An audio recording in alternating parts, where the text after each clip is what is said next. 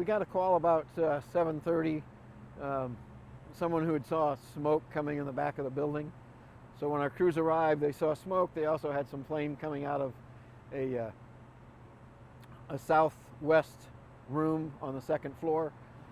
All the rooms have been open to the outside. The walls have been all ripped down for a number of weeks. So 99% of the combustibles that normally would have been in those rooms are completely out. Obviously, the fire was started in the one that still had some items in it.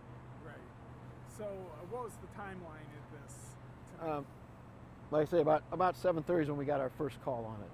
Okay. And then the person who's in charge of the demolition crew had said earlier today he had some kids who they had to chase off who were inside the building vandalizing some of their TV sets and other items.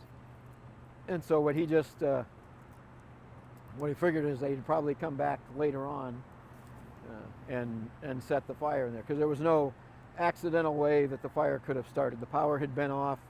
There was no other types of equipment being used that could have started a fire on that second floor. I saw on the other side of the fence in the back, I saw guys like turning something off. Yeah, that was the water department.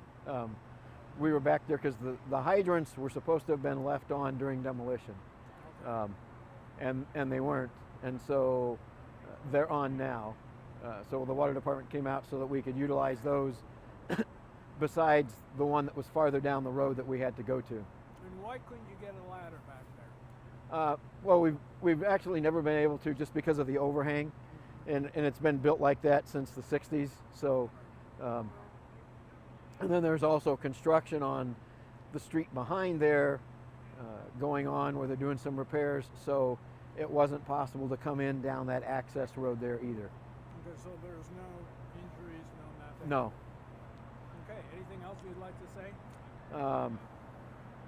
No, we're just going to be interviewing the gentleman in charge of demolition to see if we can get a better description of the kids that had been here earlier, so that we can follow up with that, and maybe we can find maybe some of the businesses around here that may have seen those kids earlier and try and track them down, since they're basically our suspects for the fire.